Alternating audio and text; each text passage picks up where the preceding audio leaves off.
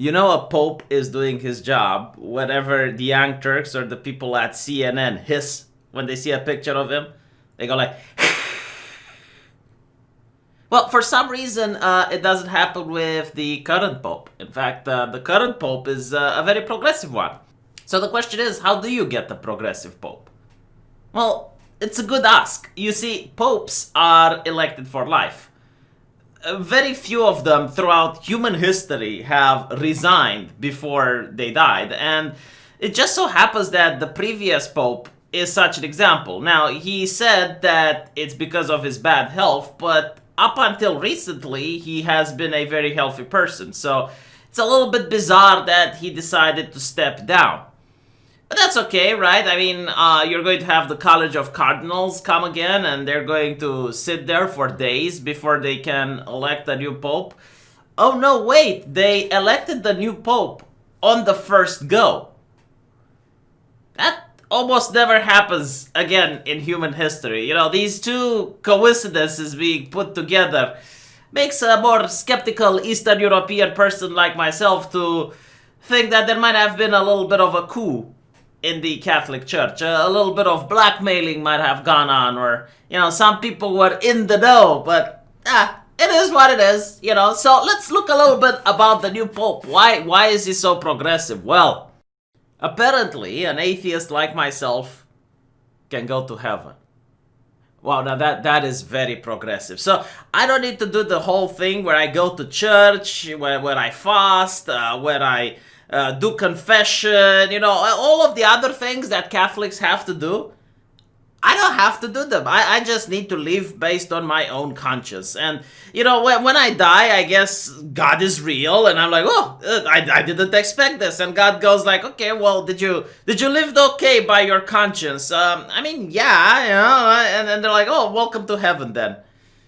I'm pretty sure like I might get a little bit of a stink eye from other Christians that had to fast and, you know, do no sex before marriage and abstinence and all of the other hardships that comes with living a good Catholic life. But hey, I mean, who am I to say that the Pope is wrong? I mean, the Pope is God's vicar on earth, right? He's an expert in everything. It seems that he is an expert in economics. His critique of free market economics has even roused the PP of one Cuban leader, Raul Castro, who stopped off in Rome to thank Pope Francis for his role in Cuba's rapprochement with the United States, and said that if the Pope continues this way, I will go back to praying and go back to church. I am not joking. And his spicy comment of, it is the communists who think like Christians, got him very interesting gifts. Gifts which seemingly have bewildered the Vatican. But not the Pope. The Pope appreciates these heretical gifts. I mean, why wouldn't he? It's not that Marxism killed only a couple of tens of millions of Christians throughout its history and persecuted people in the church. I don't even want to begin with what they did to the Orthodox Church here in Eastern Europe, but I suppose that the Orthodox and the Catholics are not the same, so why should he care about his brothers in the faith? However, it is a little bit bewildering, especially for people from Poland who treat the swastika and the hammer sickle with the same disdain.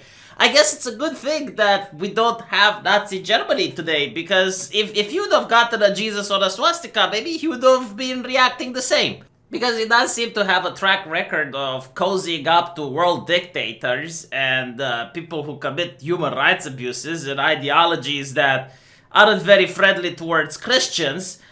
So I really wouldn't want to know how he would react if he got a Jesus or a swastika, because he might react positively to that, and then I would be astonished. He would manage to get me a gasp. So luckily we're never going to find that out. Holy crap. Now, as you can imagine, he is also a world expert on climate change, and he is very opinionated on these issues. You know, he talks about the plastics in the ocean, and talks about the carbon dioxide, and all of the good stuff. Informing people about how we should stop polluting and turn off our air conditioning. And that's a good thing, right? I mean, he's going to surely bring this up with other world leaders from nations that pollute. Nations like China, for instance, right? Well, of course, he's not going to bring it up because saving the planet and stopping pollution is the Western man's burden. It's not going to be up to China to do jack shit. And who are you to talk against China? But, he managed to reach a historic deal, which China, of course, is already breaking, that allows the Communist Party of China to name cardinals. And in exchange, they will stop oppressing Christians.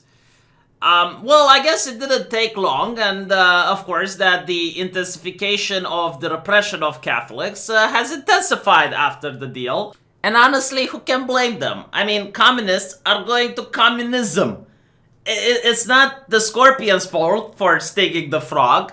But hey, props for trying, I suppose. And yes, this is the same China which recently added the paid DLC to the Bible. You see, in China, if you want to read the Bible, it has to be translated by the state. And it seems that the state is changing a little bit of the stories. It's adding a little bit of an update, a new firmware to the Holy Book. Like, for example, you know that part where Jesus saved the woman from getting stoned? Right? She committed adultery, and Jesus comes there and goes like, may the person without sin throw the first stone, and then the crowd disperses. Right? Surely you know the story, because it's a very famous one. Well, apparently, according to the Chinese DLC, after the crowd dispersed, Jesus starts stoning the woman himself. Now, as I'm reading this, my jaw is dropping, because I know that stoning is a group activity. It's probably very difficult to be done by one person.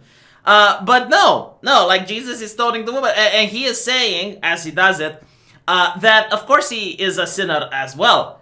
However, if the law would only be applied by people without sin, then clearly the law wouldn't exist. And I'm like, holy shit, red pill Jesus, like what can I say? But I do wonder what the Pope says. Well, apparently he doesn't have time to say anything because the Pope is a very busy person, you bigot. I mean, of course he doesn't have time to meet Cardinal Zen, who traveled to the Vatican during the Hong Kong unrest, and, tried to get to talk with the Pope. Maybe he could have worked something out. He could have used his really good deal making with the Chinese people in order to calm the situations there. But, again, unfortunately, the Pope was just very busy that time. Very, very busy. Probably writing his speech on how to chastise the leader of the free world. I mean, when you do world politics, you can't just be nice to everyone.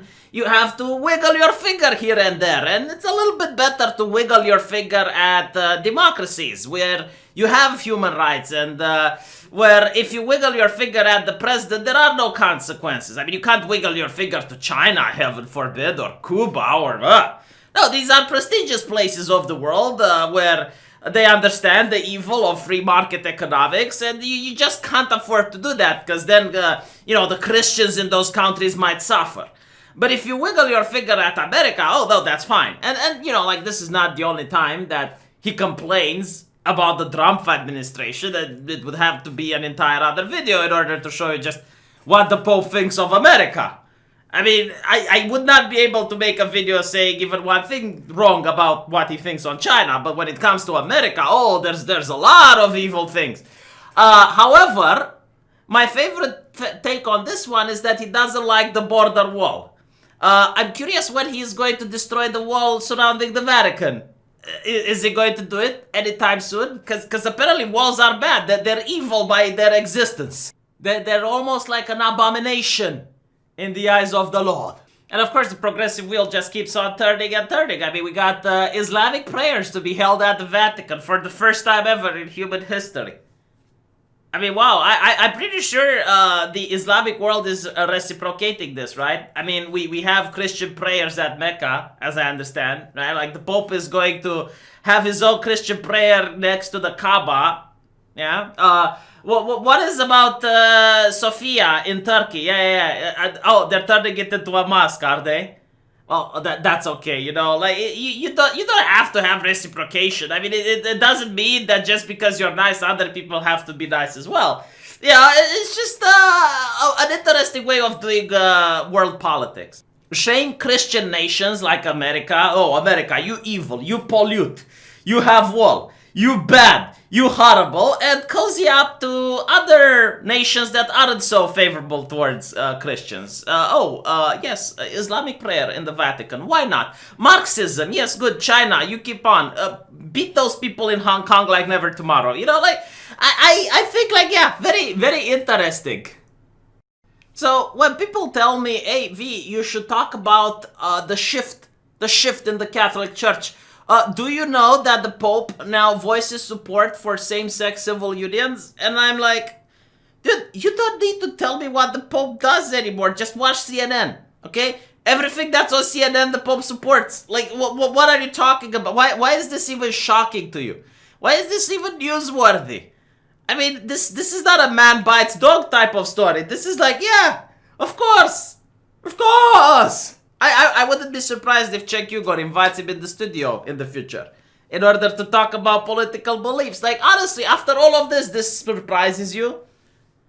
Now, I also find something else that's particularly interesting. Remember that scandal in the Catholic Church, with little kids being boogered and whatnot? And that wasn't even like the most impressive part of the scandal. The most impressive part of the scandal was that whenever a priest or a bishop or a cardinal would commit something or be accused of something, the church would cover it up.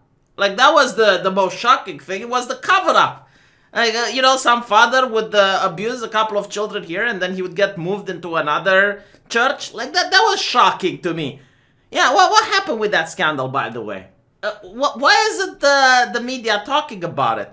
All of a sudden, it's not in the news anymore, is it?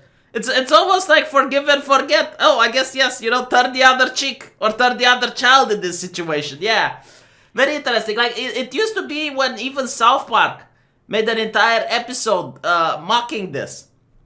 But all of a sudden, we don't hear anything. All of a sudden, even the news media doesn't bring it up. They don't even mention that it has happened. But I remember, yeah, it did happen, didn't it? Yeah. So maybe this is why the Orthodox priests and the Orthodox clergy are telling Orthodox Christians not to pray in Catholic churches anymore. That's a big yikes, isn't it?